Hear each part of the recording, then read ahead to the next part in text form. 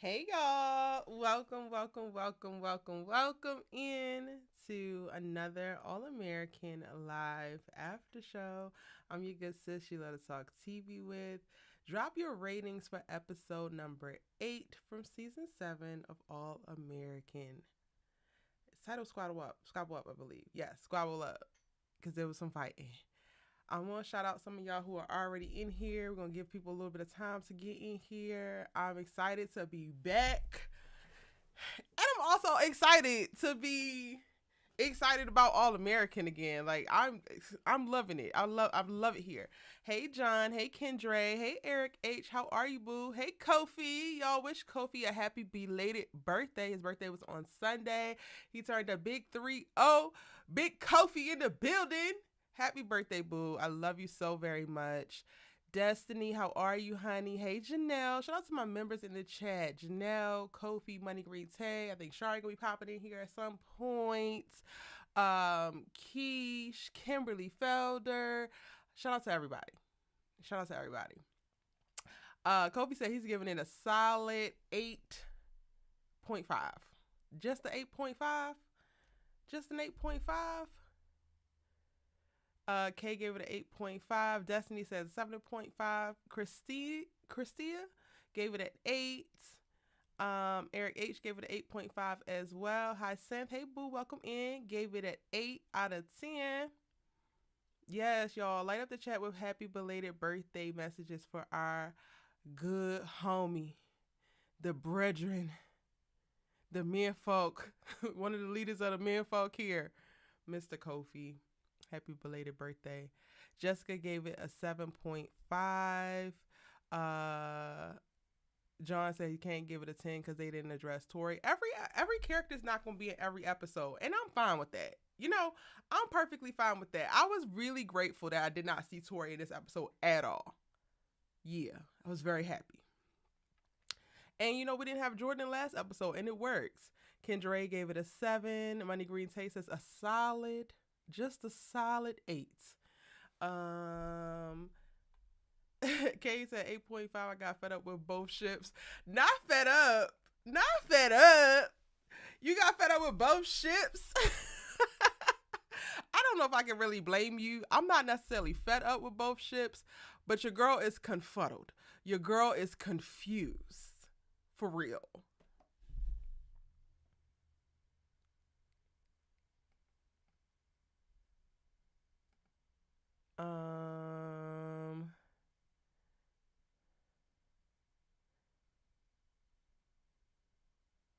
Amina didn't have to run off the Baltimore like that. Yeah, she kind of did. She needed some crabs. And she wanted a chicken box. Half and half salt, pepper, ketchup, hot sauce.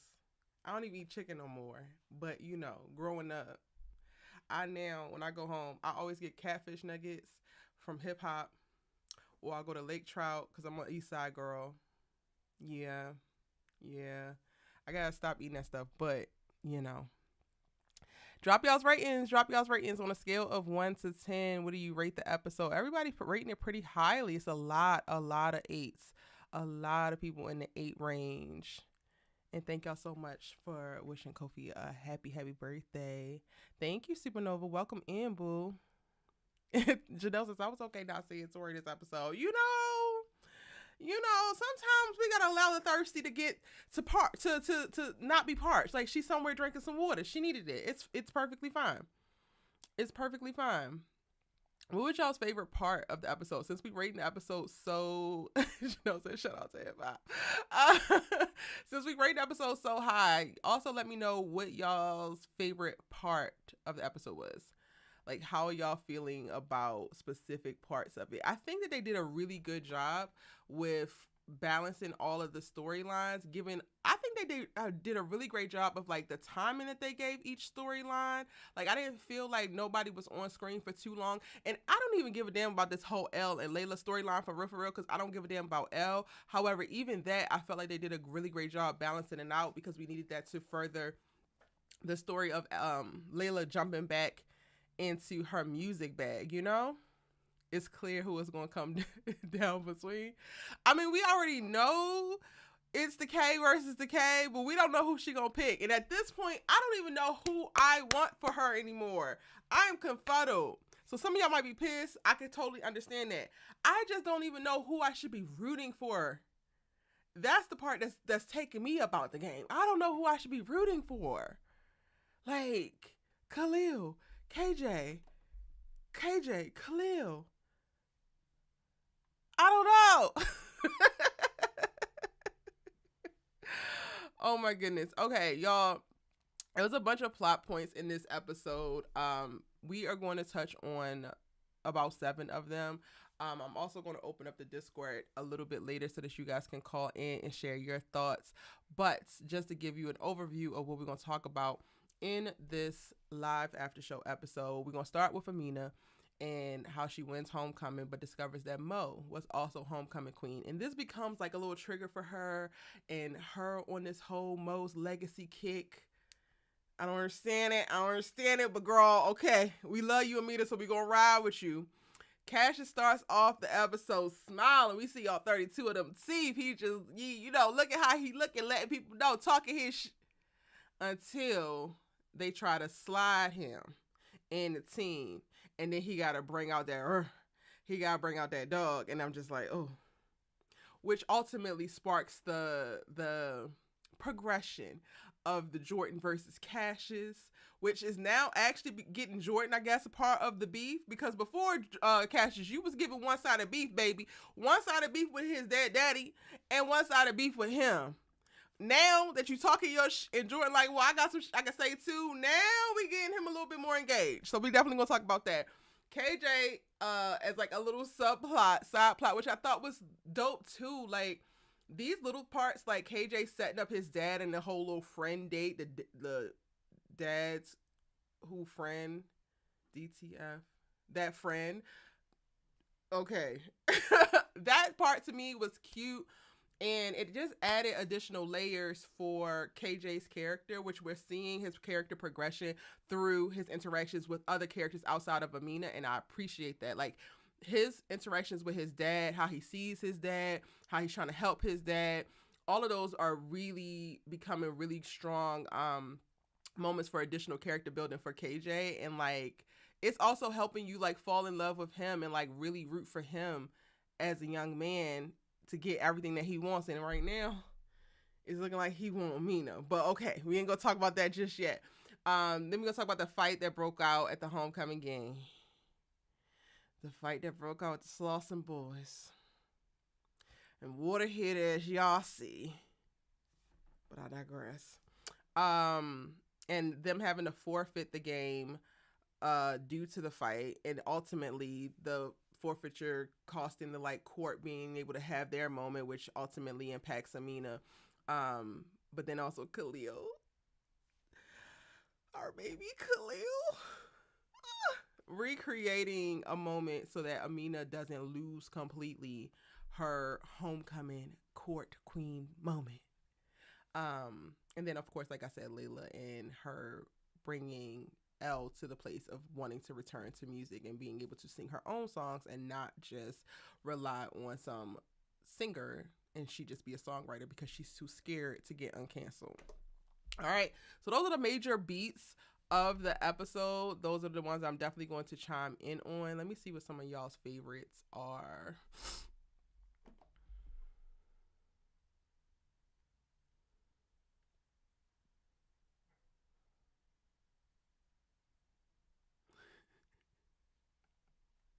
Jordan had all the comebacks for Cassius. Whose number your son switched to again? Jordan, yo, like, he is definitely Beverly, but the way that he be with this is just like, okay, sir. Okay. KHALIL and Amina are the best part. What part? I'm walking with you. Sir, what you doing? Oh, I'm walking with you. Cute. Very cute. Very cute. Or the super romantic, super cute, like, hey, let me give you back your homecoming queen moment because my team and I fucked up. I mean, there's so many KHALIL and Amina moments. KJ sees Pump and ignores the red flags of Amina using him. John, I don't think that Amina is using him. So I think we've exited that era. But if that's the X that you want to grind, go right on ahead. Eric says, I like how they showed Khalil's nervousness when he got to his first official start. There was so much nuance in him actually hitting the field and starting in this game. And y'all, if you a member of the channel, so that you probably already have seen, I did my live reactions. I'm over here hooping and hollering like we watching a real game. You better catch that, like hollering over here. Members, go ahead, check it out if you haven't already. Like I was in it. Every play for Khalil, root for Khalil. You would have thought I was on the damn sidelines. But I think that them adding those additional moments, those additional beats, like you said, of like showing the nervousness, showing him thinking, showing him seeing the field, like all of that just added so much to those scenes and made it worthwhile. Like just made it even better, for sure. B2E, I be cheesing no matter which one she with. You conflicted too. Listen, when KJ showed up at that damn house, I was like, and she opened the door in that dress, I was like, oh. And then every single time she with Khalil, I'm confused. I'm at this point, Amina, you on your own, sis. I'm going, whoever you pick, I'm going with it. I'm rocking with it. Kendra says it's Khalil and Amina for me. Money Green Tay says IDK, I'm flabbergasted who to pick. Exactly.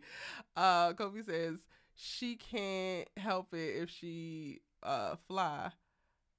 Tori fine, and my favorite part was Cassius and Jordan sizing each other up. Yeah, that was a good moment. Khalil and Amina at the football field. That was smooth. I see you, brother.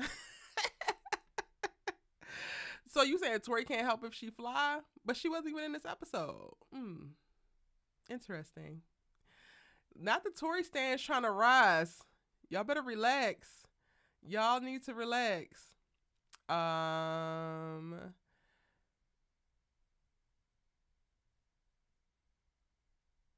I don't need to see them sloths and YNs.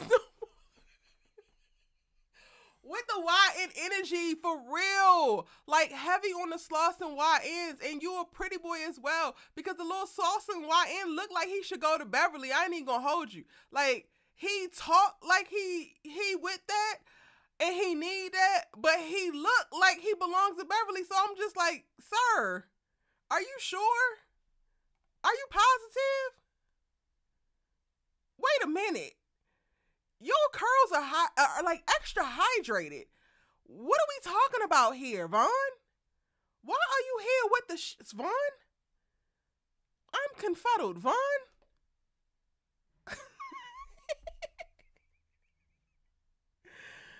The sloths and YNs almost sent me, y'all. I ain't even gonna hold you. The sloths and YNs really almost sent me. You love that Amina is in a win-win when it comes to picking a guy, the best of two worlds. That is such a great way to put it, Keish. Welcome in. She's in a win-win, baby. Amina is in a win-win, and I love that for her. Love it for her. I hope Jordan and Cassius don't drag Layla into that football beef. I feel like it would be Jordan who would drag her in. Like, he already started, yo homie, yo friend, yo drinking pal down at the lounge. It's like, Jordan, not too damn much. Please. How you mad? Kay said, how you mad he got his dad locked up? That is the question that we need answers to. You so mad that you skipped school on your game day as well to come to the school and make sure that you tell him what you had already told him in text because he never responded to your text? The YNs gotta chill. They gotta relax. They really gotta relax. It's a bit much, Vaughn. Right now, you got to run this phase. Square up then. And he meant that. Y'all see this boy? The sloths and YNs had me stressed. But specifically because I need I need Khalil to get behind me and stay behind me. Okay? All right, y'all. That's where we're at.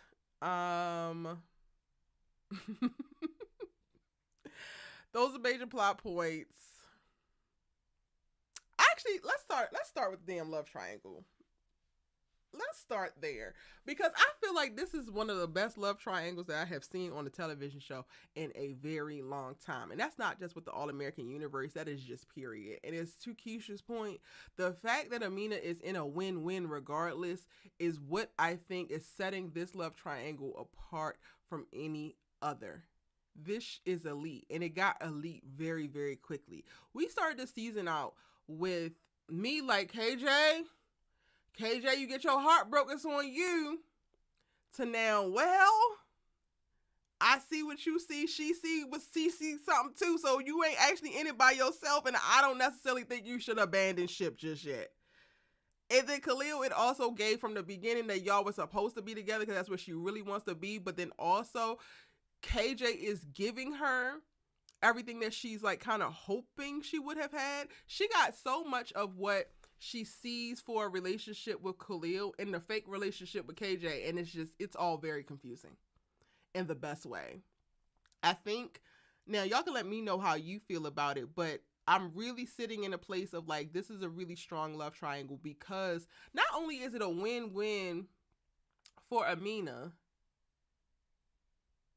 but low-key, it's a win-win for the guys too. Like, whether they get her or not, because Amina is a girl, and this, again, for me, just reiterating from what we talked about last week, she's a girl who's leading with friendship. Whether it's because of naivete or being green or whatever, she is 100% leading with friendship. So it's less about having motives that are specifically tied to romantic interests. So along the way, the guys are getting amazing advice, true support, a strong foundation, specifically for KHALIL, in a time where he don't have that many people that he can count on, and his village is rebuilding around him, right?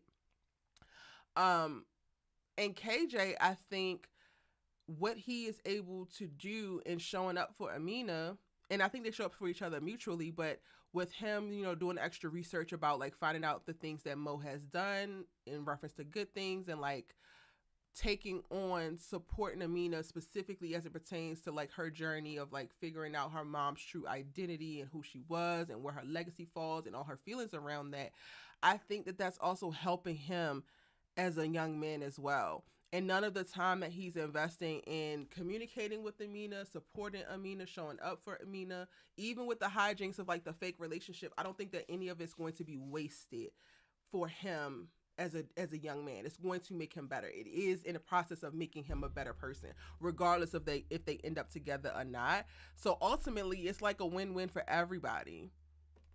I think the love triangles that drag us and scalp us bald and leave us with no damn edges are the ones where they are so driven by the sexual or romantic chemistry, and there's less of like upside for it going either way. Let me know y'all thoughts. Let me see what y'all saying in this chat. Supernova says, I actually enjoy this triangle. Yeah. Eric H says it's more like a love box. It's only like a love box because Tori's thirsty ass is in there kicking, trying to get herself a goddamn corner. She in the middle of the love triangle trying to kick a corner in so it could be a square. That's the only reason why it's a love box, if it's a love box. But in this episode, we ain't had to worry about little Miss Tori. We just got to worry about seeing the main people of the triangle interact. In the interactions, we're interacting. Yeah. I feel like Amina and KHALIL are going to get together because KJ and Tori are kissing next week. I didn't watch the preview, y'all. I did do a synopsis breakdown. But I haven't watched the preview yet. So I'll probably drop the synopsis breakdown tonight and then watch the preview and then post that on Friday. I'm about to get on it with these damn videos because y'all know it's been dry on my channel lately. John says, I can't disagree with that. I still feel some way about the fake relationship to make someone jealous, but unlike Spencer and Layla, it's all friendship.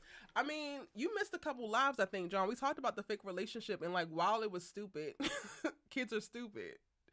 And like, Amina don't have no mother or don't have nobody right now to confide in and talk to about love and romance and the feelings that she's developing.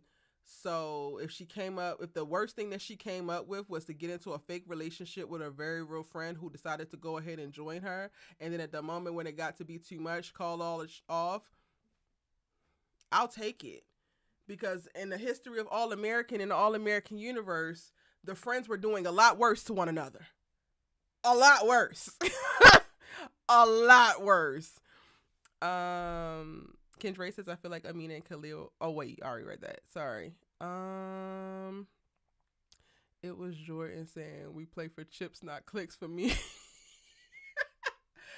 Jordan is in his bag. I'm not gonna hold y'all. I had a moment with Jordan where I was about to toss his ass. I was about to be back on his neck, jumping through the screen, whooping his ass because I can't. Like, don't try to discard Khalil. I don't give a damn what happens. You said that you was his village, so you stuck there as his village. Let me stick to my damn script or my outline.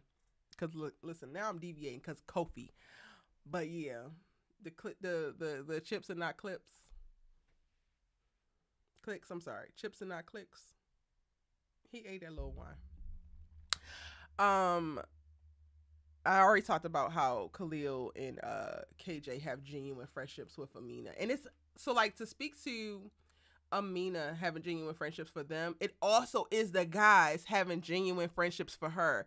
And yes, I still see the googly eyes that Khalil has, but what I really like about the slow burn on Khalil's end in this whole thing with Amina is that with every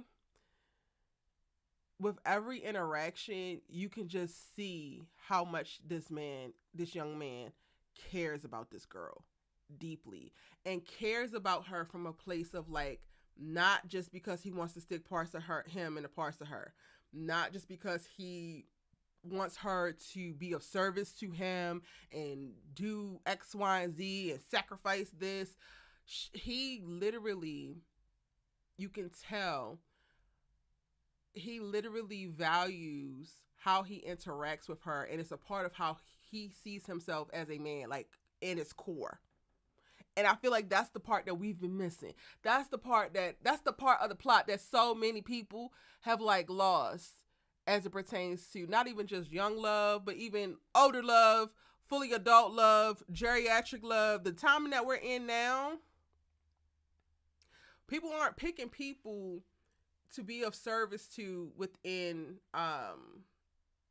community like they should, let alone once you like are romantically attracted to somebody, leading with what you can do for them and how you can be the best person you could possibly be in proximity to them. And then maybe if y'all get that bump uglies, that's like a cherry on top. People are leading with like, I want to bump uglies. They're leading with, I want you to do this. They're leading with, I need this from you.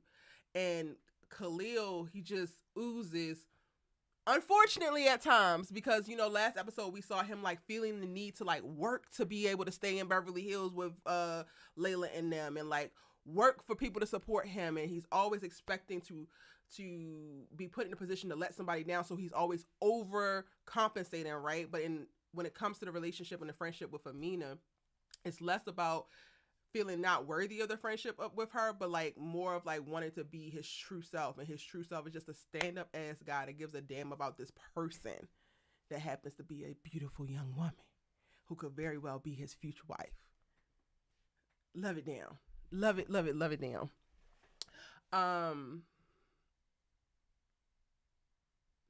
I think also this episode it did a really great job of displaying how both guys support Amina equally but differently. And that is very interesting to see. I think that that's where my biggest confusion is coming from, right? Because when you see her with Khalil and you see one, she actually has the interest because that's also in her eyes. But it's a true friendship there. It's a support. And he does the thing of like messing up with the whole fight, but then giving her a homecoming thing and then being able to talk to her about her mom and push her to push, preach, and cool. But then KJ shows up and he has the little missing pieces like, wear your hair just like your mom did. That would be really cool. Oh, wow. Then they got the little handshake. So like, it's a little bit less because Amina isn't necessarily leading with romantic desire with well, she's not leading with that with Khalil either, but it's there. We just know it's there. But with KJ, she's not fully, I don't think, cognizant of her romantic desire for KJ right now. She seems a little bit less restricted with KJ. And it just allows for it to work, and it allows for, again, both men to show up for her equally but differently, and that's what makes it so confusing when it comes down to trying to figure out who you're gonna root for. I think that at its core is why it's so confusing, because both guys show up and show out for her in ways that she needs, and that literally services the moment that it's in, but you don't even realize it until they do it. And it's like, okay. I don't know. What do y'all think about that? And have you declared a side? Like, are you team Khalil or are you team KJ? Let's do a poll, actually, before we get any further into this. Let's do a poll so I can see where y'all are at with it.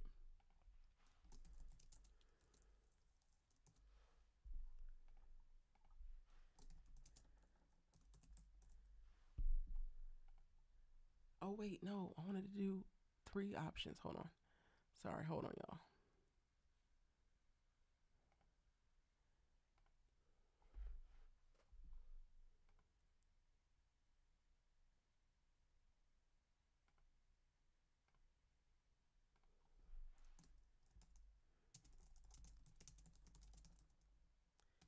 I might be spelling Amina name wrong, child.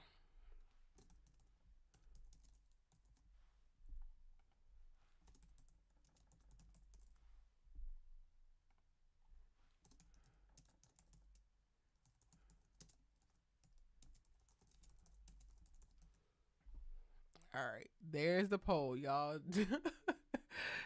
Go ahead and respond to the poll so I can see where we're at. And also, let me see what y'all saying in the comments.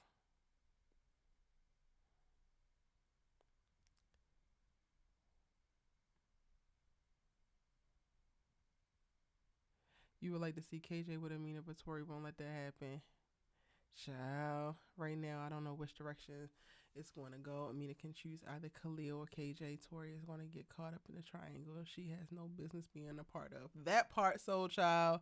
That part. It's him telling her that she can never get rid of him. The stairs scene was so cute. Facts. Layla was really on Khalil's team, big time, and I love it. I love it. What's interesting about the love box is that none of the players are involved or in a relationship, so it's not going to be as messy as the OG. Yeah, I guess.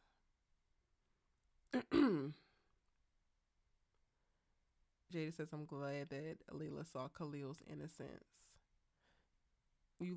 Destiny says, I love Amina and KJ's phone calls. It's so cute. They just be chopping it up. KJ and Tori is giving I want to bump uglies. Yeah, and it's weird because it's like, do you have a connection? I don't remember if it was Micah or somebody else. It might have been Sha. No, it might. Yeah, I think it was Sha last week. It was like, did KJ just give in because he felt guilty because Tori ran down all the whole facts of all the things that all the friend facts of what she had been doing for him. So now it's like I can't even see their little moment, their little whatever up in the room the same. Like it's tainted for me because I'm just like, I don't know. Jennifer says, I feel like Tori is forcing herself on KJ. He's a better match with Amina. Okay. Keisha says, I can't decide. This is the season of thruples. Wait, who else is the thruple? I'm too conflicted, but I'm thinking I'm leaning towards KJ if I had to decide in the moment, says K. Chanel says it, but I'm okay with either. I know that's right. Minston? Oh, brother. Y'all got to come up with a better name. Christia, I don't know how I like that. Team KJ Minston for the win. Y'all are hilarious. Micah says, I like them both, but I already done declared Team KJ, so I gotta stand 10 toes down now. Do you? Do you? Kobe says, I'm not sure, but I'm leaning towards Khalil and Amina. It's giving young gangsters need love too. Or ride or die chick. Yeah, me and my girlfriend vibes. Kobe, we have retired the ride or dies, but I feel you. I hear you. Kendra says, Team Khalil. Khalil really loved that girl. Khalil loves that girl. Like bad. Like real, real bad, y'all. And I like love that for him. He loved that girl bad. When she came around that corner, wait, I'm trying to pull it up right now. Hold on. She came around that damn corner, y'all. He said, what are you doing? He immediately stopped. He immediately abandoned mission, y'all. Immediately abandoned mission. I'm walking with you now. They're so freaking cute. I can't stand it.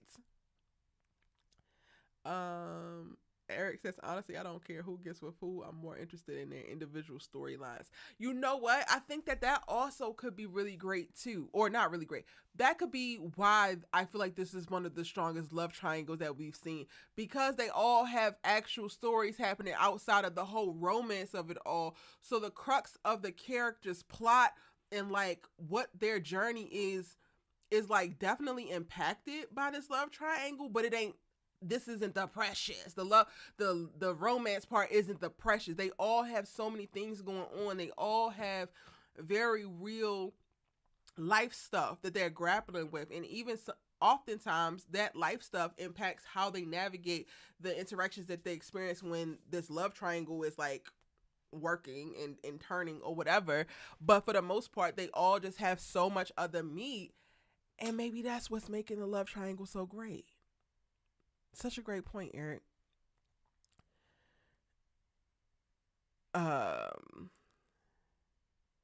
People are using Amina for both ships. Amina because they confused. Amina lets you say that you was right all along. Regardless, that's hilarious. John says, I'm more interested in Amina dealing with Khalil's inside missions. My man folded like a napkin in that scene. I cannot. I don't know about, is Khalil a YN? I don't see Khalil as a YN. Not 40% of y'all are team confused. I'm about to close the poll. If you haven't voted already, go ahead and vote. Are you team Khalil, team KJ, or team confused like me? Which one is it? The poll is up. I'm about to close it. Not Jess. Hey Jess, just talking about something. I want everybody single. Amina doesn't like KJ enough or more than Khalil, so don't waste each other's time. Khalil has too much on his plate for love, and Tori and KJ need to stay friends longer. I think that Amina is growing to see KJ in a more romantic way, and that's just going to take time. So the longer that they stay single,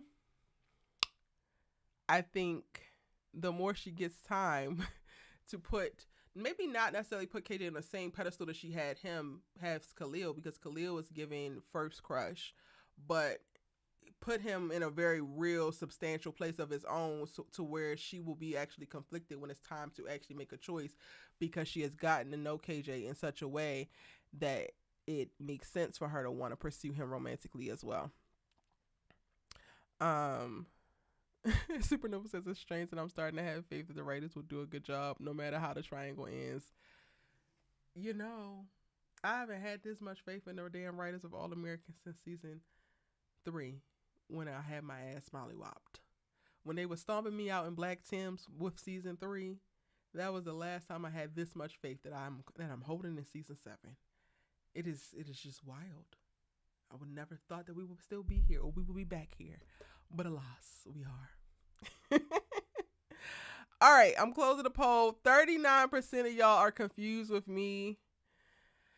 So we don't even have no definitive. Let me see. What else is, where is the rest of the poll results? Why didn't it pop up for me? Why ain't it showing me the full poll? Hold on, y'all.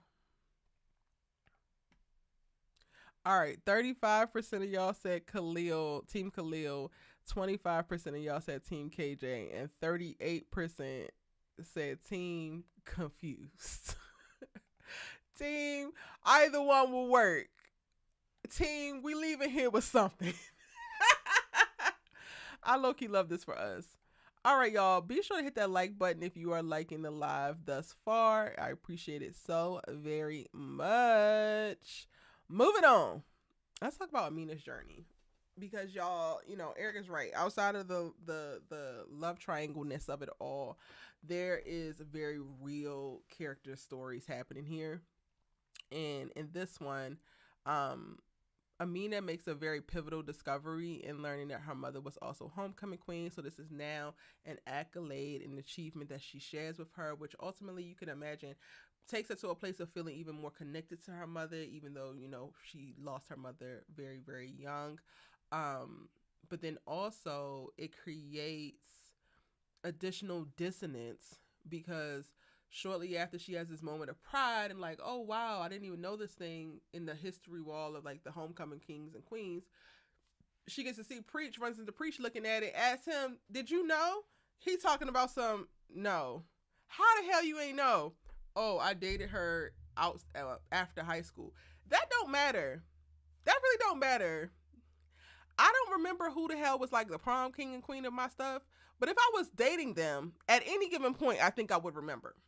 Even if I was dating them after they had already achieved that, but we went to the same high school. So like, Preach, you already set yourself up to look shady and to look unsupportive because all you had for her was no. Like, oh, not I'm trying to remember. Like, dang, I didn't even remember this myself. Let me go try to find my yearbooks.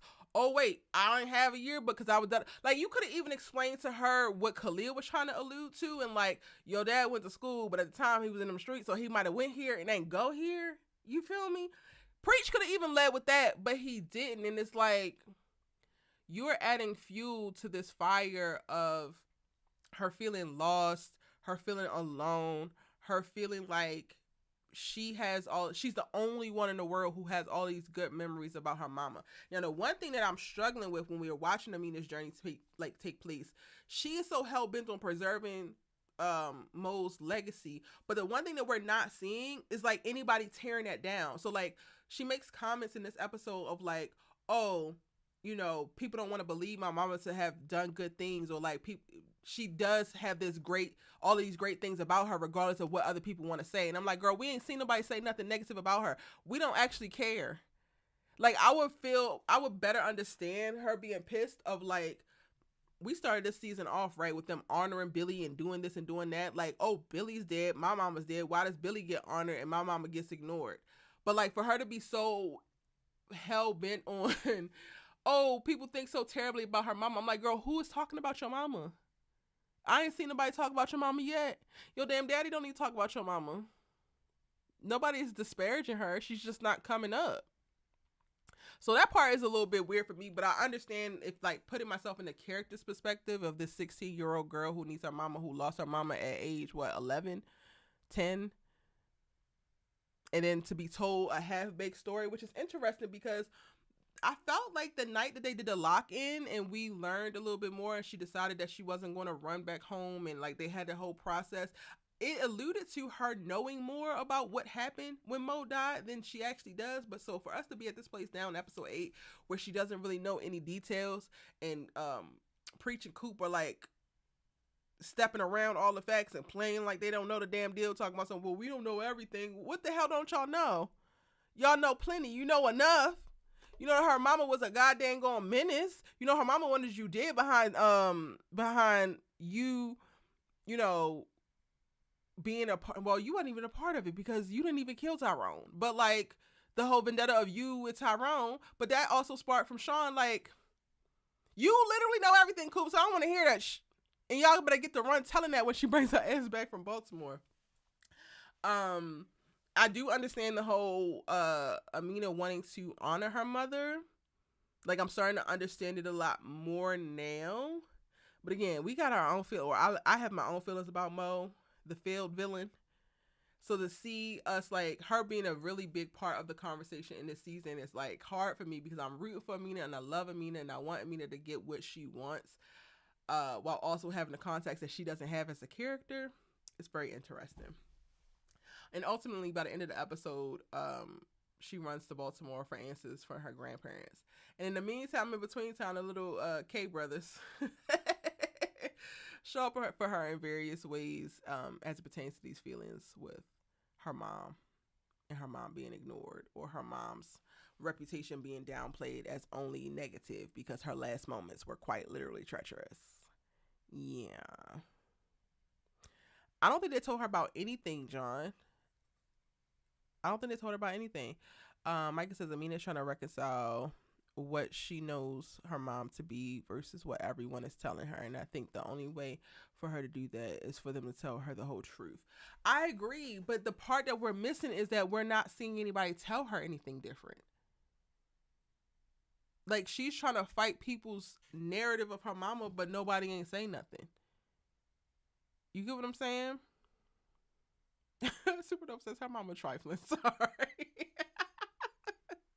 Trifling, period. Just need to tell her what her mama, tell her that her mama wasn't shit. They just need to tell her. They just need to run it down to her. And she'll understand, and she'll ultimately get over it, I think.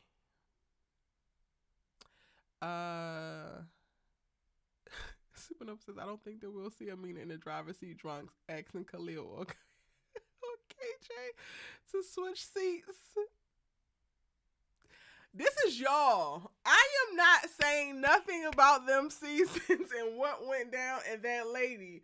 I want to be very clear. That is y'all. That is y'all in the chat. That is y'all.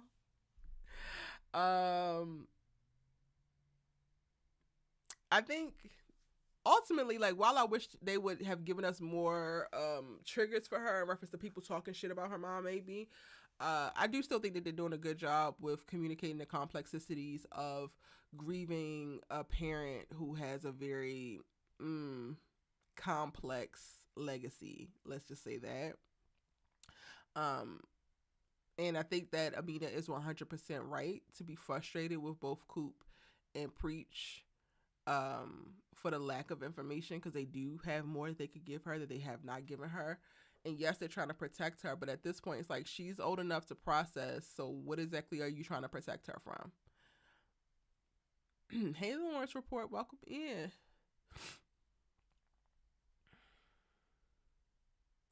And ultimately, they're just trying to communicate that Amina is torn between her memories and the community perception of her mom.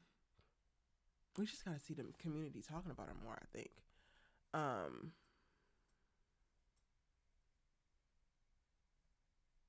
All right. Let's go ahead over to Mr. Cassius.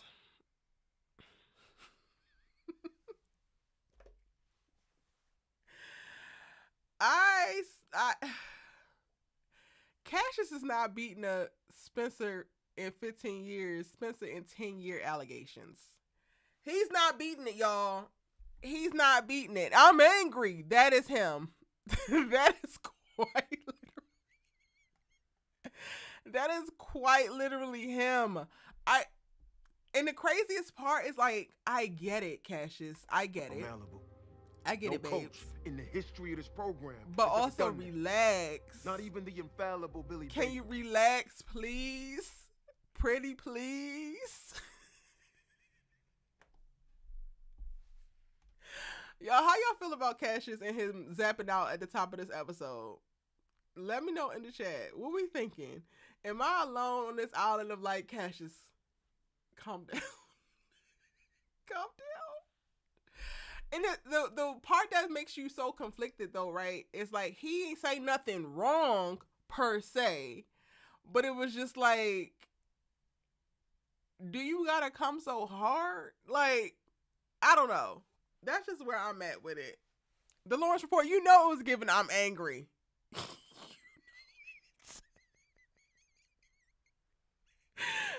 XXD says every other episode he crashes. He be big crashing out every other episode. Jessica says that Cassius annoyed me as usual. I get one of your team to get recognition, but Crenshaw are the reigning champs. He needs to be worried about earning the respect instead of begging for it. Ooh. Ooh. Ooh. Tell it like it is. Tell it like it is. Kofi says the angry black man energy from Cassius. He needs friends and he needs his boo Ava. Because I think that she's playing a part to the stress of that in football. He needs something else to fixate on. And KJ was not wrong. And like, we're going to go ahead and get you a friend. You don't want to go on this damn road trip, so we're going to go ahead and get you a friend.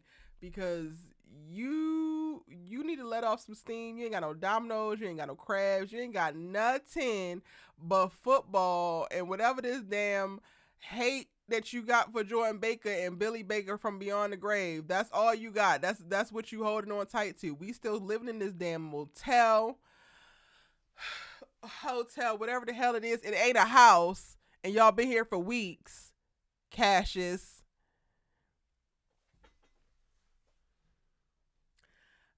It was really the energy and the delivery, because at his core, he didn't say nothing wrong. And ultimately, he ain't wrong in telling Jordan, we actually helped y'all's asses. We helped you because you and that little raggedy ass offense of yours wasn't doing nothing, wasn't making nothing shake until I decided to get online and point out how weak y'all offense is. Kobe, you are so right though. This scene is going to go down in like all American history because the sparring, I think, is really just the preview. Okay, cocky mug. And I'm like quite concerned at how potentially volatile this beef could get just because of the embers that are burning at the beginning. Is it just me? Am I worried about nothing? Hey, forget your husband because he needs you. This ain't it. Yes. Cassius do need somebody to love on. He needs something. Micah says I'm officially off Cassius, and I'm just glad that Jordan clocked his C. Not Billy the GOAT. He got greatness from the grave based on what he's done. Or based on who he is. We don't know. Child. Cassius got me rooting for Jordan in the Jordan not backing down though is kind of dope. It is kind of like, okay, Jordan, you didn't learn a thing or two. Maybe you just stopped taking sucker punches and now you ready to just stand like a man and look somebody in their eyes and tell them, not today, sir. Or whatever the hell you plan on telling them. The part when we got to the dialogue of him like, well, is Cassius a friend or is he this angry man who's begging for da-da-da-da-da? I was like, Jordan, he never said he was your friend. Like, he never said that to you. And he never gave you that energy. So, like, you trying to say, oh, you're two different people? He's only showed you I'm angry. He has quite literally only shown you that. Maybe, you know, with the whole party moment and like, oh, the coach was being a little harsh on you and him showing a glimmer of humanity might have got you fooled, but he never was giving you friend energy. Quite literally ever. What did Billy really do to Cassius? That's what we need to know. Soul Child says, I need to know what happened to him and his wife. Me too. I need to know what happened to him and his wife too. Right. Because this man want her back bad. What's your son's new number? And she's staying gone. And we just need to understand.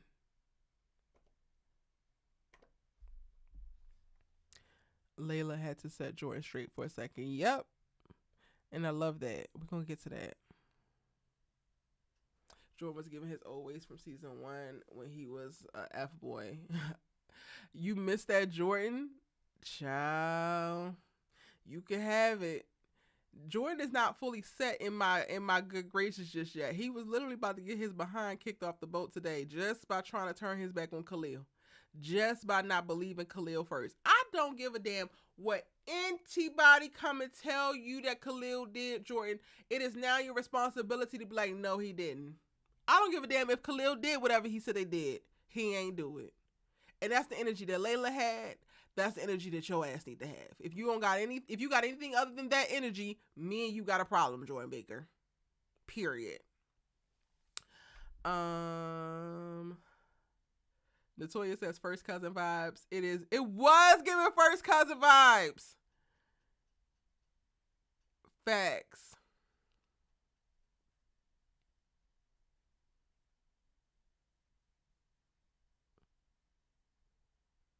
Did Billy have an affair with his wife or something? I don't think so. I think they're not gonna mess with Billy's ghost that way. He done already cheated on Laura with Grace. I don't think that they're gonna have him cheating with some random ass woman from the Bay. No shade, KJ Mama, but for right now, you're a random ass woman. We have seen you twice. You are a random ass woman until further notice. The back and forth with them is cool. It's gonna force both of them to be on their toes. It's gonna force both of them to show up as their best. While, we can have all the jokes that we want to have about Cassius needing a girl and Cassius needing a hobby and Cassius whatever, they are winning. They are putting up 40 points. So his hyper focus and fixation is actually doing something. So we got not too much on Cassius. It's just hard to watch him be so unhappy all the damn time, and you want to root for him, but we're not at the place yet, or at least I haven't gotten to the place yet where I can okay, Cassius, I want you to have whatever it is that you want, because right now it seems like you want the annihilation of the Baker whole bloodline, and that would impact Khalil, and I don't like that, and it would impact Layla, and I don't like that. What else I got for the Cassius spiral? Oh, I mentioned this in my breakdown. So the breakdown's going to drop later on tonight, y'all. But part of this whole setup is giving a little bit of arrested development for me. Cassius, are you in denial of the circumstances that you're actually in? I'm just curious because, again, why are y'all still living in a hotel?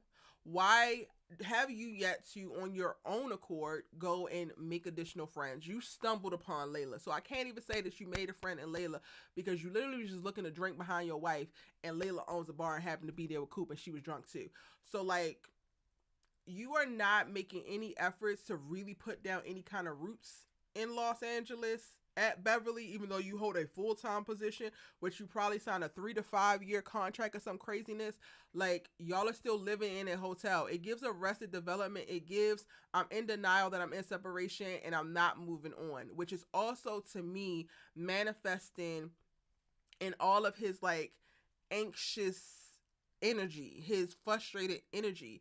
I think that if he was actively putting his mind on what does his life look like in Beverly Hills, what does his life look like in South LA, what does his life look like in Southern California, period, then we would see less tension from him.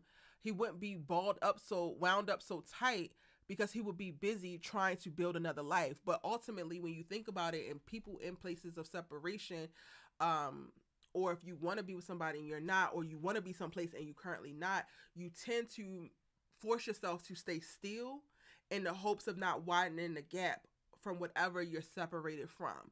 So part of me in this episode, which it could have been true in previous episodes as well, but watching them, just sit on the bed at the hotel and on their computers, and him looking at his damn Instagram page, and then KJ trying to do some stuff for Amina.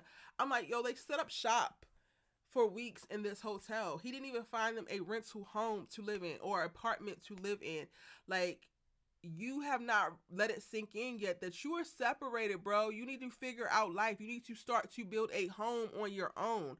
And while I get it, because again, when you're separated and you don't want to be separated, you're not going to go try to build a whole nother life when you still are trying to get your old life back. But at some point, you're going to have to make a damn decision, because y'all going to be pushing 6 months living in this damn hotel, and you angry, screaming on little white digital reporters, because you ultimately want to go on with life, but you're leaving yourself here in the hopes that you don't become a contributing factor for the complete severance of the life that you knew. Anyway, that just came up for me, y'all. I don't know if y'all see that as well or if y'all was feeling that as well, but that came up for me. And I talk about that in my breakdown. So, again, check out my breakdown later on tonight when it's posted.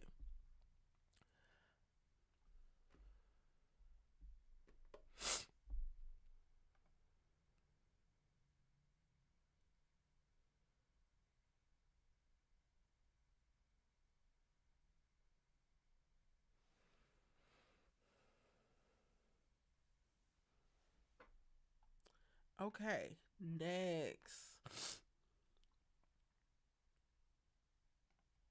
Let's talk about this fight. Because y'all see, you are never going to beat the allegations, I fear, that I'm going to stay on your head. Yeah. Your little waterhead ass will never know peace as it pertains to me.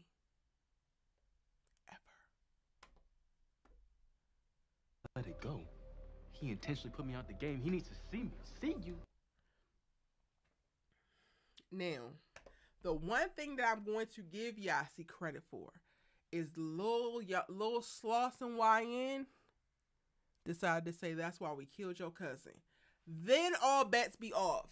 I'm not even mad about the fight because you tell me you killed my cousin, the cuz would not even be all the way out your mouth before I swung, right? Cool.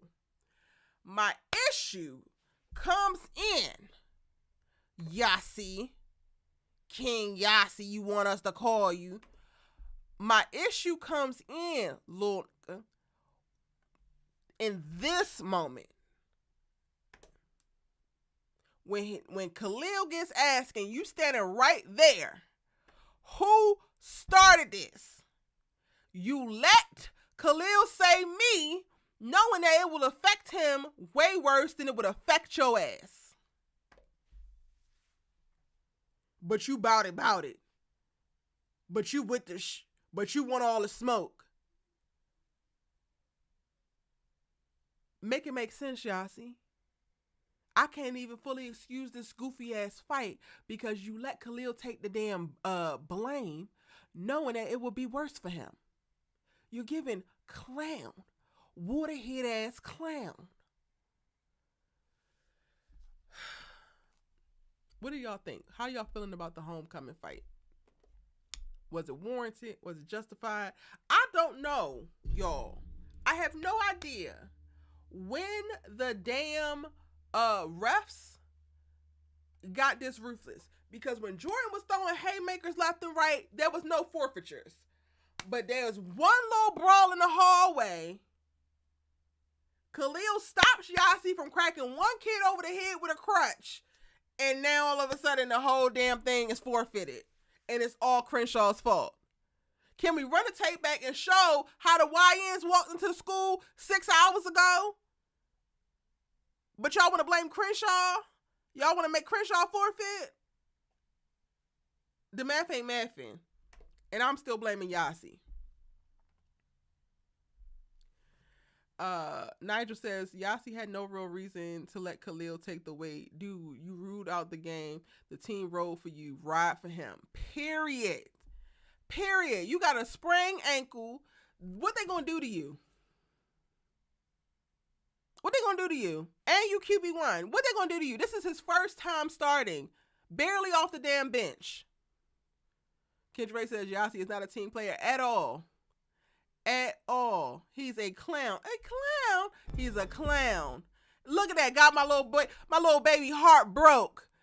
Every 2 to 5 business days, y'all, we gotta watch Khalil heartbreak. It's giving Spencer Steves, and I hate that for us.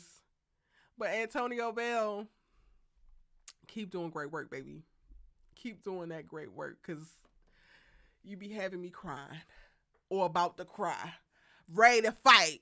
Because Khalil, get behind me.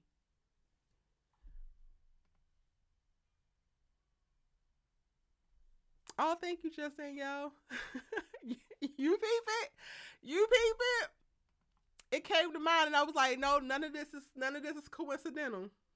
None of this is coincidental. Yasi was stupid for engaging at first. Sir, you are walking around with a crutch. Who are you fixing to fight? That's the first thing I said. I said, sir, you're on crutches. But okay, you want to smoke? Okay. Yasi did not hesitate to pick that crutch up, and he was finna go to work, y'all. Yasi was finna go to work with that crutch. I was like, wow. That's the one moment that I had to remember, like, oh, wait, Yasi is from Crenshaw, too. And then on the second watch, I heard the dude say, that's why we killed your cousin. I was like, oh, wait. All right. Okay. Yep. Somebody should have got cracked over the head with that damn crutch. I ain't even gonna hold you. But then also, this is where KHALIL, take your ass somewhere else. Stop trying to save everybody. Please. Spencer's supposed to be coming back next week and he got advice to hand out. You better be telling people stop trying to save everybody. You ain't me. Because we can't do it. We ain't going to be able to do it. KHALIL was really Spencer. Kendra. He not beating those allegations. They want to blame KHALIL for all their problems. They do, edits. They do. Micah says they just needed to not have KHALIL turn into Spencer Malcolm X James. Micah! That is hilarious. They just needed to not have KHALIL turn into Spencer Malcolm X James because it's going to start getting real annoying real quick. That's real. Hey Kimberly, welcome in, boo. She says it was justified to me, but he should have definitely took responsibility. I almost like Yasi. I didn't, but you almost got a little something from me, but now I can't even get it. I can't even connect it. I wanted to give you this, but I can't even connect it.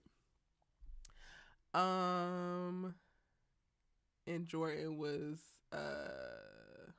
tipped to be mad. He was dead ass wrong for being mad at KHALIL, I'll tell you that.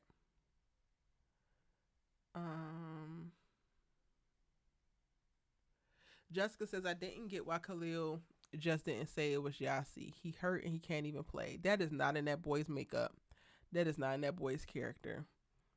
Aside from the simple no snitching, just as a teammate, you can cop to whatever you did, but nobody is going to throw your ass under the bus. Like, you're going to have to slide yourself up under there if you are a good teammate. That's just cold. Jessica says, does anyone think it's weird that we haven't seen Yasi and KJ hanging out since the beginning? No, because they kind of been busy. Weren't they cool from the football camp? Yes. But they also like are competing QB1s in season. So I don't think it's weird. When we did get to see them, that was preseason. And that was also before KJ knew he was going to go play at Beverly, you know?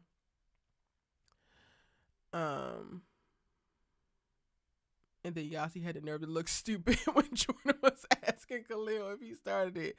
Exactly. And KHALIL was still caring about Amina in that moment. Big worry. Like, that was the next thought. He looked at that girl. Child. Will be canceled. KHALIL, please. Yo, the man be going through. He be so worried, big stressed. The game is forfeited. Amina's homecoming moment. Child. You clocked it. All right. Okay, now we can do call-ins. Let me open up the Discord. Oh, and I'm making pretty good time. Not me being on schedule. Y'all.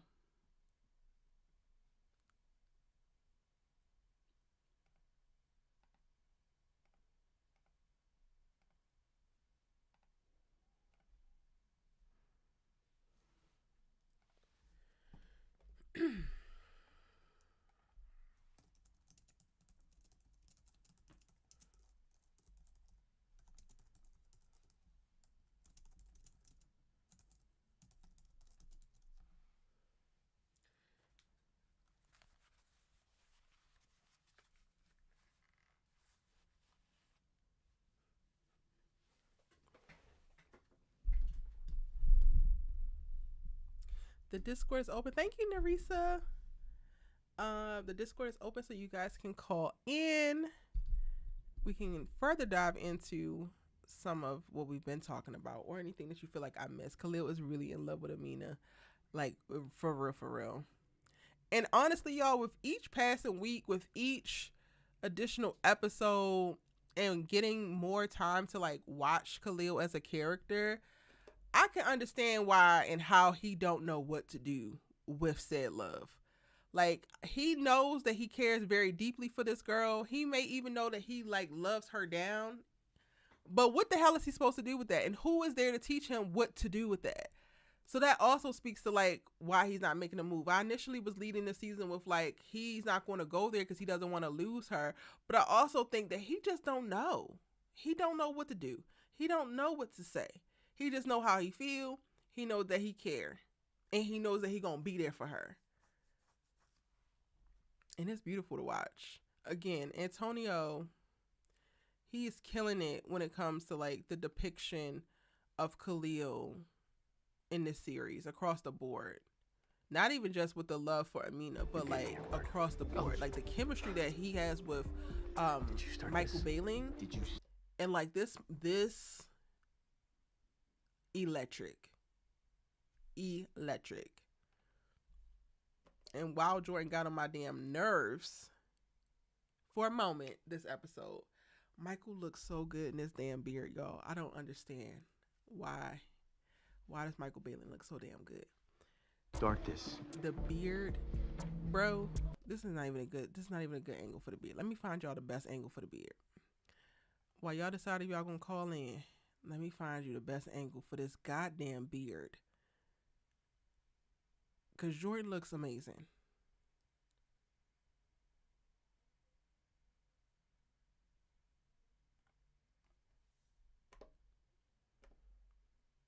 Big game tonight. Biggest one this season. Mm-hmm.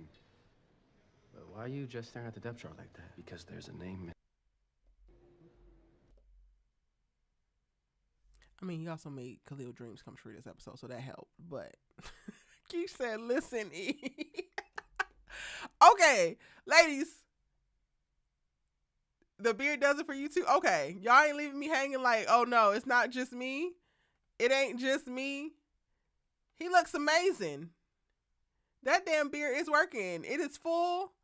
It is dense. And I'm like, wait a minute, Mike. Wait a goddamn minute.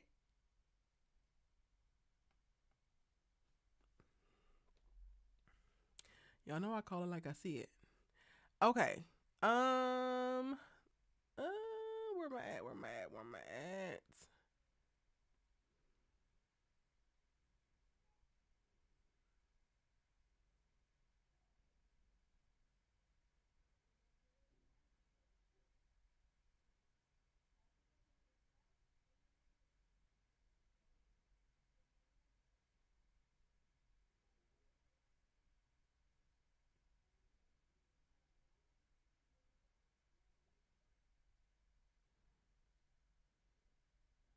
He recently shaved it. I don't follow him on social at all.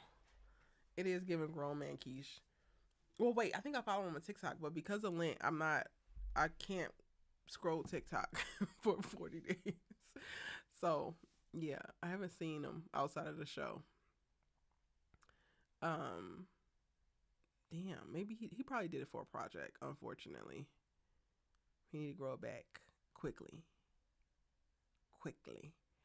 Y'all, do y'all think that Amina will find what she's looking for in Baltimore? We got a couple questions that we need to dive into. Do we think that Amina will find additional answers? She'll get perspective from her grandparents, a better understanding of who her mom was? Or do we think that the grandparents are going to reveal all that happened, or whatever they know? I'm like, what could they know? Coop and Preach are the ones who know all of the information. Even the grandparents don't know the details of how the death happened. They know that she died. They know maybe that she had a gun herself. But they don't know the ins and outs of They couldn't possibly know the ins and outs of like what went into it getting to a place of that level of violence. Cases I can't remember, but didn't the grandparents hate preach? They did. They did. And they tried to take her. Yep. So that could be get a little bit more complicated for preach.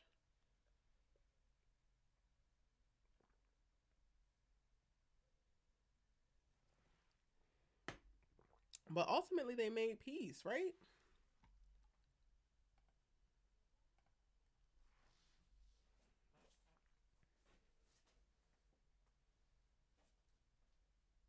You forgot about the grandparents, Kendra? I did for a second too because I want to forget about Mo. Period. If it wasn't for little Miss Amina, I wouldn't be thinking twice about Mo's ass. But yeah, there was that whole arc. I can't remember what season it was. Was it season 5? When Preach was trying to get custody.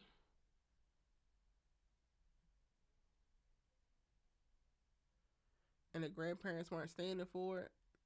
Hell, I think that there's something to be said about like Amina not even knowing her dad until she was what, 12, 11? Because Mo didn't really tell her. So while she's, not that I want the girl to remember all the terrible about her mother, but it's like, girl, you do have additional context as well because you went most of your life not even knowing who your father was and your father not knowing who you was, and that was a choice that your mama made. That tells you something about your mama, doesn't it?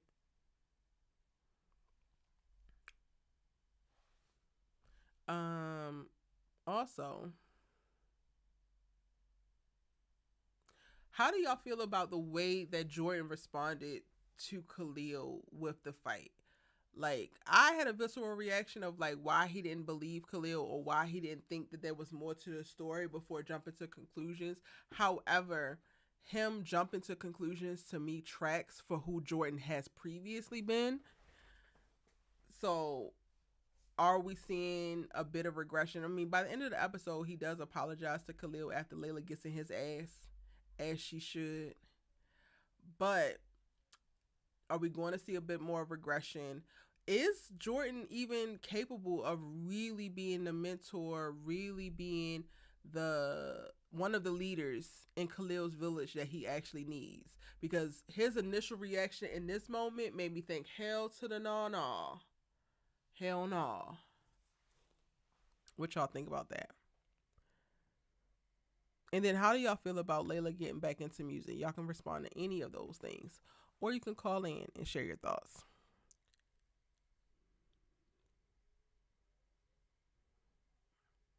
I don't know what that means, Kendra. Jordan was tipped about that fight. Edit says he should have asked what happened instead of immediately painting him in a negative light. I mean, he did. He did say, did you start it? And it didn't help that he had the crutch at the time when Jordan walked in. He said, Khalil. Khalil like, He literally was stopping Yasi from cracking these little boys over the head with that damn crutch.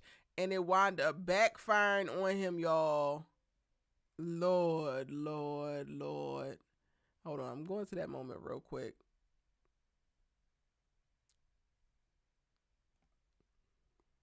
Is this it? Child.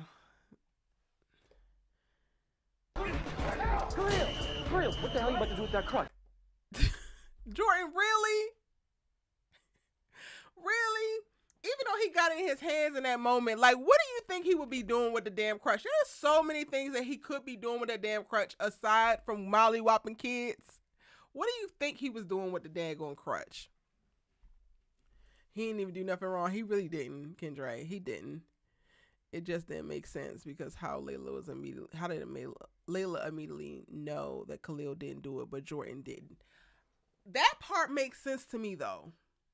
That part makes sense to me because Layla, being a girl who hasn't been fully seen, who has been misunderstood, who has had to be out on her own, who knows what survival looks like. Yes, privilege, like she ain't to struggle for money or anything, but she's been backed into the corner. She's been, you know, on an island, right, herself. I think that she has a better understanding of KHALIL, regardless of KHALIL coming from an impoverished place. She has a better understanding of what survival looks like, and she also has a really good understanding of what it looks like when you are trying your best to change a narrative about yourself and to invest in moving forward, but your circumstances and the people around you and your environment keep pulling you into other things to tempt you to go back to being who you were or who you could be. So I don't think that it's wild for her to immediately go to a place of like, there's something else there. There's something else to it, because she's actually experienced it in the ways that it showed up in Beverly for her. If it wasn't for my past, none of this would have happened. You know?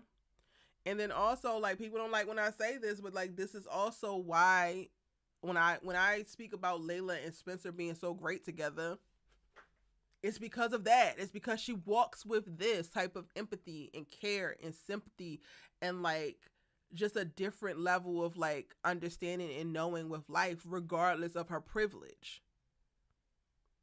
I don't like when I say it, but it's the damn truth. Okay? It's the truth. Of course this lady saw right through it. Of course. Now, if I had to guess, you're not who started the...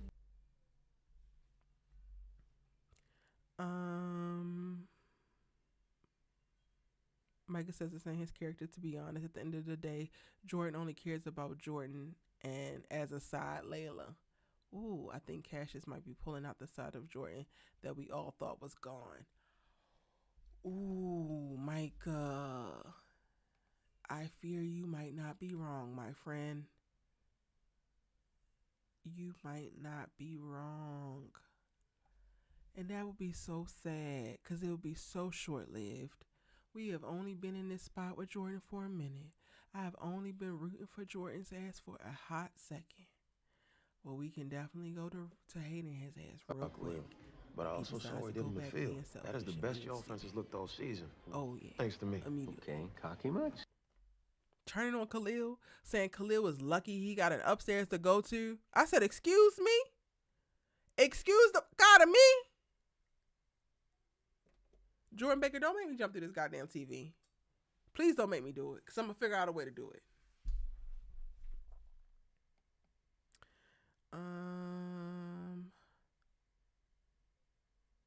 Ken Trey says Spencer and Layla should have got married instead of Jordan and Layla. You know, but when I say it, ooh, so I'm gonna let y'all say it. I need to charge my phone. Layla and KHALIL are becoming one of my favorite relationships. Layla is becoming the parent she needed growing up.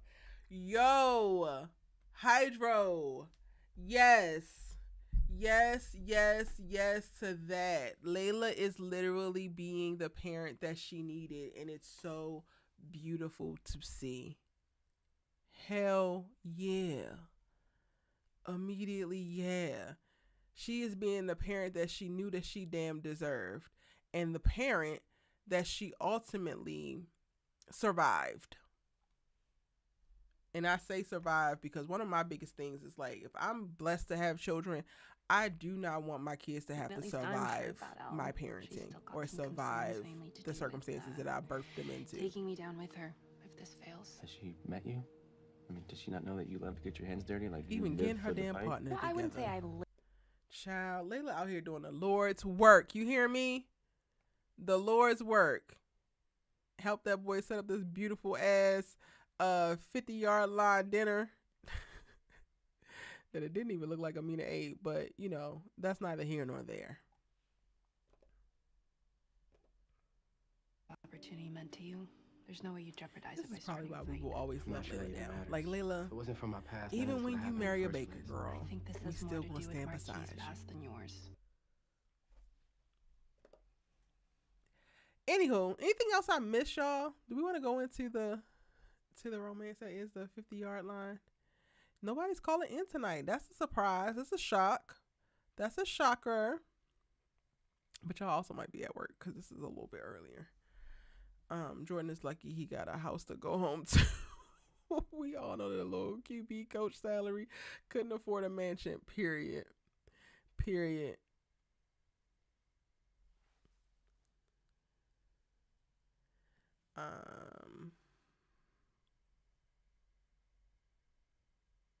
Spencer could be used to help guide KHALIL instead of him coming to play peacemaker with Jordan.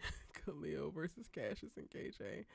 I wonder if Jordan is going to call Spencer. Like, how do you even know about all this beef between them? Spencer and Layla should talk to KHALIL. Child, y'all going to try to upset the Bolivians. If they put Spencer and Layla in a scene and have them healthily parenting, that is going to send the Bolivians through the damn roof. Oh, your throat killing you, Micah? No worries. Hope you feel better, boo.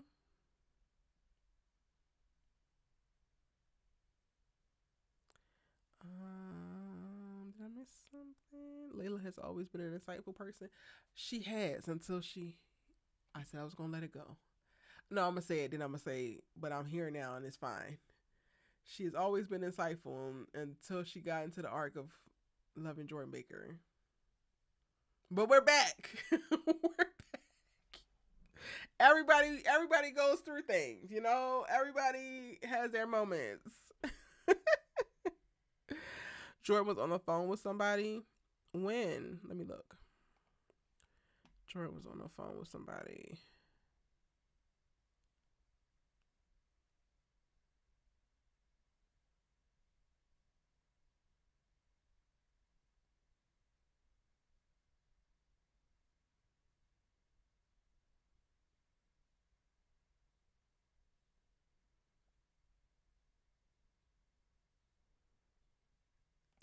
Oh, I do want to give Jordan credit, though, because this is what saved it. Him actually coming flat out, I'm sorry, I apologize. That is not in Jordan Baker's character. So the fact that he's out here apologizing now, thank you, Layla. Thank you, Growth. Because this little boy did not deserve what you was kicking his damn way at all. And he needs to know that everything is okay. He needs to know that this other great thing won't crumble like a damn house of cards, like his normal ass life. Because when you promise somebody that they have a village, when you promise somebody stability, when you promise somebody health, when you promise somebody support, you don't get to take it away randomly. You don't get to take it away when they have not done anything worthy of losing. He giving orders for said Bond to come after all list all the blessings I just said. Like, you just don't. Sure, but Jordan Baker, never let nobody goddamn it. hurt me. And the way that KHALIL looks at Jordan and like, I will never disappoint you, I'm sorry, coach, is like right behind how he be looking at Amina. And I'm not saying that he's attracted to Coach Jordan Baker, but the reverence and the respect and the deep desire that he has to never disappoint this man, to always be perfect for this man, to be somebody who he quite literally just cannot be, because nobody is perfect. Jordan, I hope in this episode, I hope that he really understands, especially after speaking to Layla, I hope he understands how important all of his reactions are and are going to be moving forward, and how much power he has as it pertains to KHALIL as a person. Because he could literally crush this boy, all because he's being simple and immature and want to whine. But he can't do that no more. You can put yourself in a position of coaching this boy, mentoring this boy, claiming that you was going to be his village when you know damn well that he need one. His daddy locked up. You don't get to back out. You don't get to be weak. You don't get to be immature. You only get to show up and show up well. That's it, Jordan. Those are the only options. Show up and show up well. It might be all the pollen. I can see that. The start of spring always fucks with people because, you know, allergies start to go crazy after you had a whole winter of not having to deal with it. Layla is an angel on Jordan's shoulder and teaches him common human decency. that he normally lacks. You're not wrong. If Spencer was on the show, he could talk to Khalil more. I don't want to see more Spencer. I'm good with seeing what we're going to see next week. Because if Spencer was going to be on the show more, that means Olivia would be on the show more. And it would be a completely different show. I like the show we got. Soul Child says, I was wondering if Amina was going to get the true and full story about her mom from her grandparents or go back home and even get even more confused. Hey Dominic, welcome in, boo. Dang, everybody not feeling so good. I think that the spring is definitely getting everybody. I need to go ahead and skip me, child, because I've already been down bad. I need to go in the second quarter ready to go.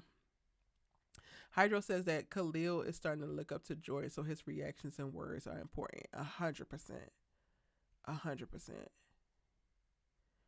Yep.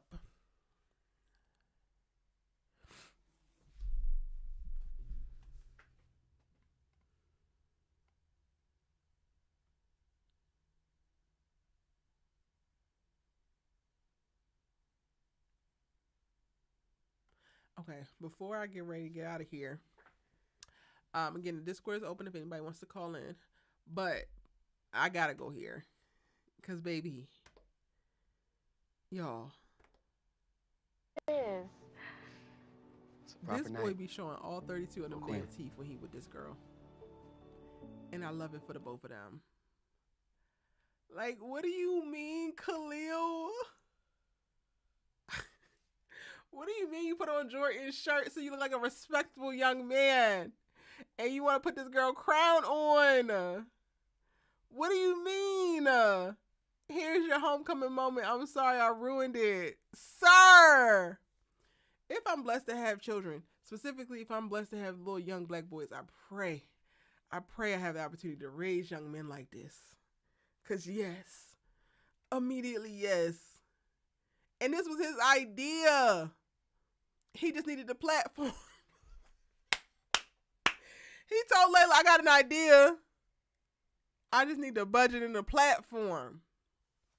Y'all. They are so cute. Please. I can't. It's too much. And it's also just right. Kimberly says it is so cute. It didn't even matter what happened earlier. It didn't.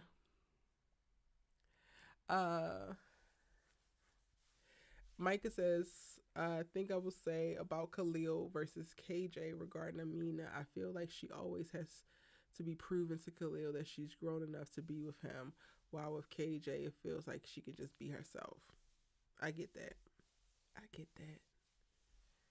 I'm trying to get copywritten, y'all, but I'm trying to play as much of this as I possibly can because this moment is gonna go down in All American history. You know, seeing you in that crown reminds me of your Cassius Juliet in 24 Hours Shakespeare. That whole time. They are so cute, y'all. It's so good.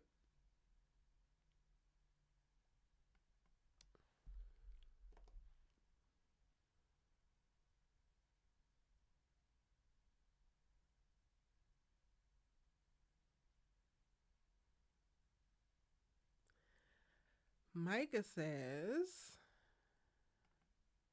like the scene on the staircase with KJ where she was crying, I don't think that scene could have happened with Khalil because I don't see her allowing Khalil to see her crying and that vulnerable. Yeah.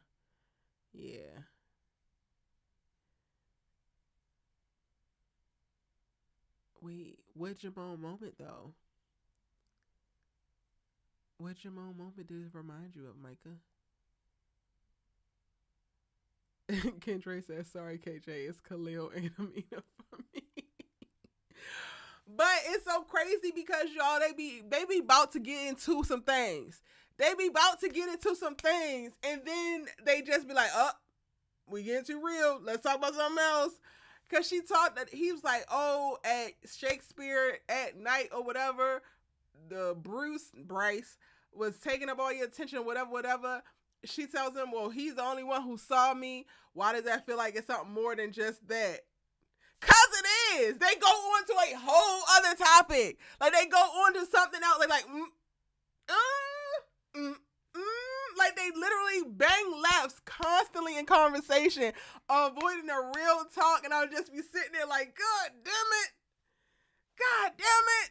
What do y'all mean you're not going to talk about it? What do you mean you're not going to tell that man, well, that's what I mean? Because you didn't see me. You barely seeing my ass now. What do you mean?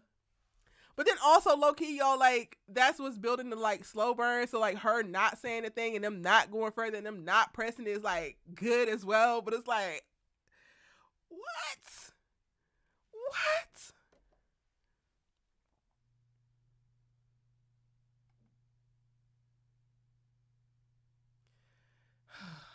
Mine was wild. What's their little I was so caught up in my hearts? Dion drama, and Bruce had you on lockdown. His name was Bryce. Thank you very much. And shout out to him. Because he made me feel seen when... I'm going to get my ass copywritten. I need to chill. Mike says, I love this, the I love you scene on the field. What I love you scene? I don't remember. The only Jamon, Jordan is Simone, right? Jamon, yeah, okay. The only Jamon scene I'm thinking about on the field was when he brought her that damn smoothie from that booster thing that Billy quit at, or the drink, the like mocktail or whatever. That's the only one I'm thinking about. You gotta tell me, Micah. Amina for the win. Either one, we still win. Period. I don't want Tori with KJ though, y'all. I just don't. Edit says I ship KHALIL and Amina, but it doesn't mean I want to see KJ with Tori. Exactly. But then also I could totally see KJ with Amina. I'm about to show y'all the scene with KJ that really got me today too. Y'all remember when Amina thought Bryce was her soulmate? I don't. Now I want to go back and watch that episode because I don't remember nothing about Shakespeare at night except for like, all right, Dion, I think you should pick the football back up. Like that's all I remember. All I remember about that is wondering why we were going like gaslight ourselves to like really, really root for Dion to be in theater. Like you can't do this shit on the side because the acting still needs some more. It needs some more. It don't have enough. It's insufficient at this moment. You can definitely see the different types of conversations that Amina has with KHALIL and KJ. But they both be so necessary too. That's the thing. Because I think I think Micah is like spot on. And I was alluding to this earlier, you know, with like Amina not being fully herself and like not necessarily on edge, but like she's just trying to come hard or come the best that she possibly can when it comes to KHALIL and show herself to be a thing. But when we see her show up with KJ, it literally just looks like she's showing up as herself. And that is more than enough. More than enough for little Mr. Mr. KJ, which I'm going to go to in a second. He told her he loved her. I love you in the same scene on the field with the smoothie. He said, I love you then?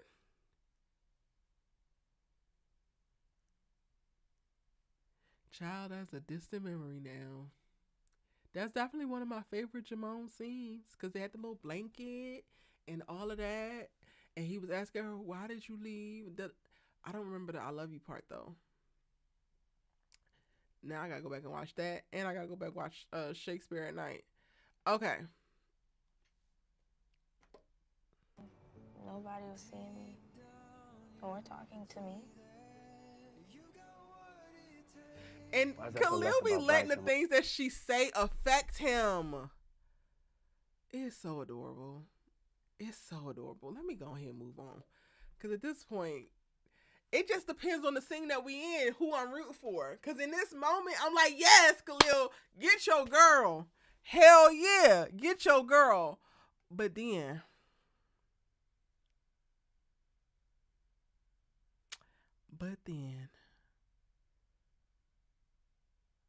This moment, y'all.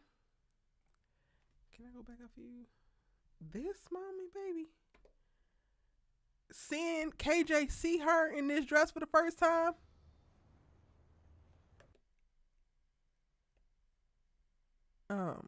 Sir. Yeah. Yeah. She's like that. Wow.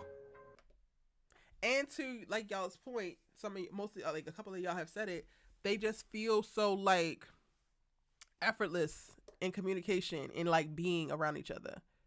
Well, I mean, KJ be trying and like doing like the little research for his mama or her mama or whatever. Like he be trying in that way, but they feel very natural with one another when they're interacting with one another. Seriously. I mean, the hair, the dress, the makeup. You're gonna do your mama so proud. Thank you.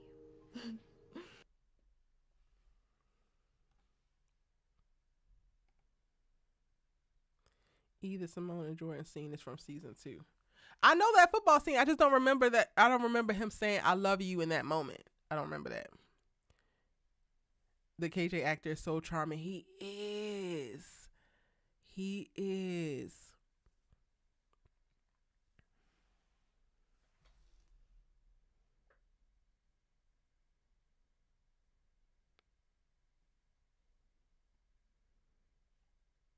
So their little, sorry. Amina and KJ's little banter in these moments when they're at the house, it doesn't feel as romantically charged as the Khalil and Amina 50-yard line moment, right? But it's still even that, like, what? When did y'all get a little damn handshake, a little clubhouse rock ass handshake? It feels good, and it feels like chemistry.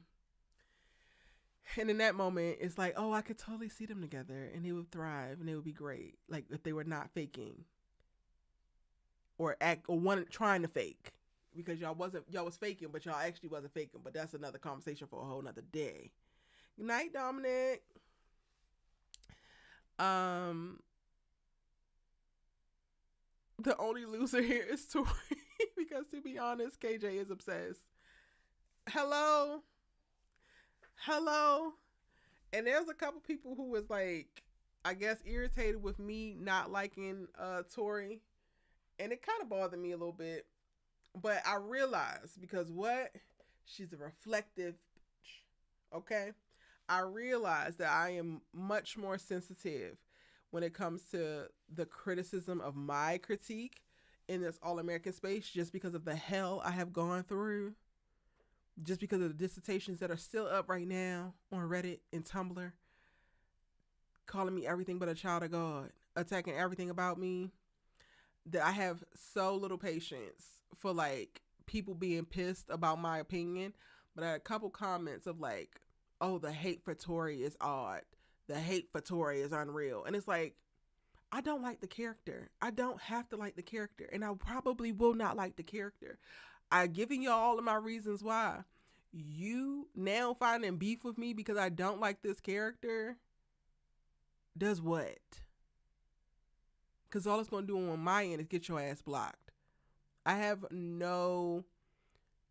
And I realized it, like I said, I really thought about it. I reflected on why I was like irritated seeing certain comments. I don't have no patience in the all-American space with the all-American fans. You don't like something I have to say? Don't like it. Don't listen. But I don't give a damn, and you don't have to tell me that you don't like what I said. You could tell me that you like the character. I could say I don't like Tori. You could say you like Tori, and these are the reasons why. Great, now we're having a conversation. But if you now want to make me out to be a weirdo, an oddball, dumb, deaf, or whatever, because I said something that I said and I stand behind what I said, that is your damn problem, and I'm not going down this road. I'm enjoying All-American. I am enjoying our conversations. I'm enjoying our community again. When I tell y'all, I got those couple of comments, and I was like, about to flip. I was about to flip. So consider this y'all's fair warning. There's no patience. There's no cut cards. There's no Fs. We are at 0. We are going in overdraft, okay? You come with it, I'm going to hell in overdraft with y'all asses. Just know that. Especially over Tori. A supporting character. Child, please. And it says Tori's absence was not missed. It wasn't. But also Jordan's absence wasn't missed the last episode. It wasn't needed. Like I said, it's definitely more friendly because she is still very much focused on KHALIL, but there is an underlying tension as they grow closer. I think it could be dragged along, but if we get more seasons, I think we're going to get more seasons. I feel like we should. This is the only black show on the network. And not to say that that's going to make that much of a damn difference, but KJ and Tori are kissing next week in the hotel room. I haven't watched the breakdown. They just want a reason to argue with me. They better picking up the show because I don't have no patience to argue in All American space. I ain't doing it. I'll argue with some other ones, but I ain't. The way that people have attacked me and done all types of stuff behind these All American characters, I immediately go to a defensive place.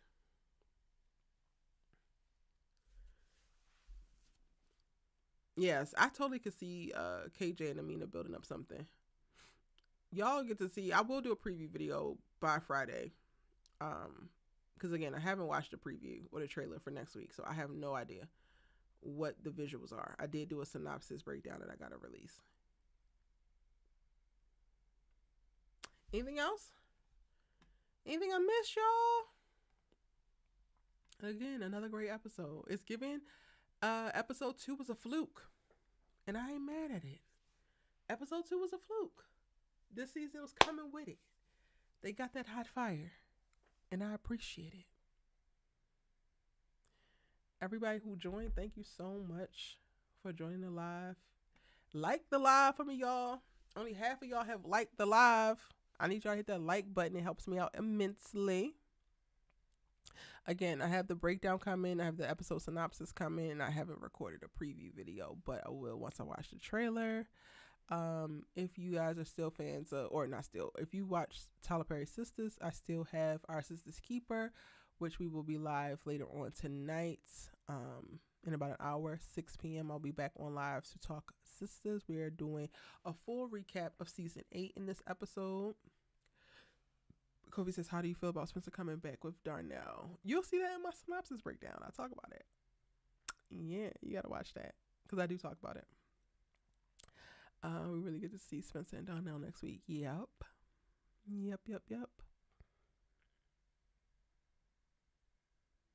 And then also I have a bunch of Beyond the Gates. If y'all are watching that soaps, I have a bunch of those videos that I have to release because I haven't released them yet.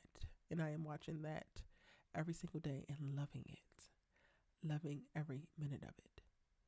I'm hoping to catch up on Surface on Apple TV. I am watching Dope Thief, even though the first 2 episodes are not catching me.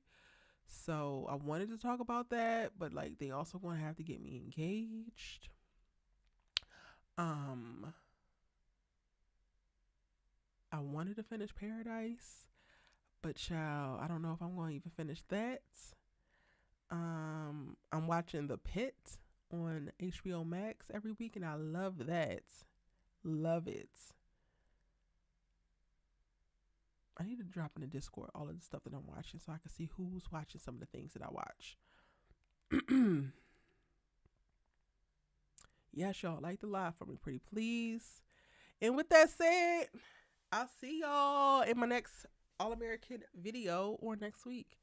Same time, same place for another live after show. I appreciate y'all. Thank you so much for joining me and having a wonderful conversation. If you're catching this on replay, still feel free to drop your thoughts in the comment section down below.